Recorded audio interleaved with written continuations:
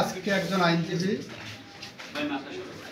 দুইটা পত্রিকা নিয়ে আদালতের দৃষ্টিতে আনেন, সুও মোটো রুল ইস্যু করার জন্য প্রার্থনা করেন এবং তার প্রার্থনার মূল প্রতিপাদ্য বিষয় ছিল ইসকনকে যাতে নিষিদ্ধ করা হয় এবং আইন শৃঙ্খলা রক্ষাকারী বাহিনীর উপরে যাতে নির্দেশ দেওয়া হয় সর্বোচ্চ গুরুত্ব দিয়ে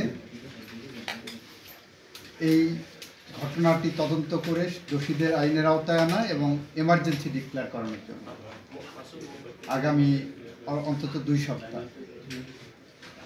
এই পরিস্থিতিতে আদালত আমাকে ডেকে পাঠান। আমি আদালতের সামনে গিয়ে বলি ইসকনের ইস্যুটা এটা দুর্ভাগ্যজনক। যে আইনজীবী এটা এনেছেন তার হৃদয়ে যে রক্তক্ষরণ হচ্ছে, এই রক্তক্ষরণ বাংলাদেশের 18 কোটি মানুষের হৃদয়ে হচ্ছে। এটা অনাকাঙ্ক্ষিত ঘটনা। এই ঘটনা একটি ক্রিমিনাল অফেন্স। সরকার গুরুত্ব সহকারে এই ঘটনাটিকে দেখছেন এবং এইটার যথাযথ আইনি পদক্ষেপ সরকার নেবেন।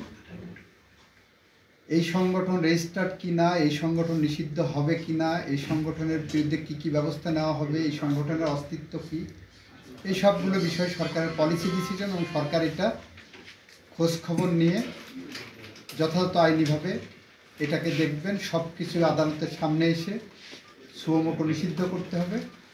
এই প্রক্রিয়ার সাথে আপনাদের জুডিশিয়াল রিভিউয়ের যে অ্যাকশন সেটা যাওয়া উচিত না বলে আমি মনে করি।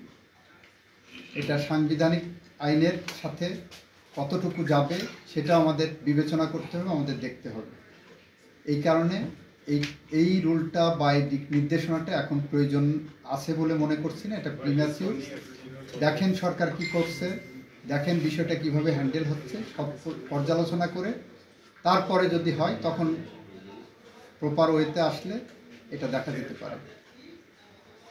আদালত অ্যাপারেন্টলি মনে হলো যে আমাদের বক্তব্যে সন্তুষ্ট।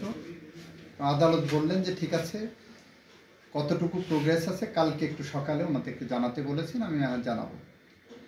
এই আজকের ঘটনা। আমরা কোনো সিদ্ধান্ত এখনও নেইনি। আমি বার কাউন্সিলের পদাধিকার বলে বার কাউন্সিলে আমি সভাপতি। বাংলাদেশের প্রতিটা আইনজীবীর অভিভাবক হিসাবে আমার একজন আইনজীবী ভাই যখন মারা যান তখন এটা আমারও হৃদয়ে রক্তক্ষরণ হয়।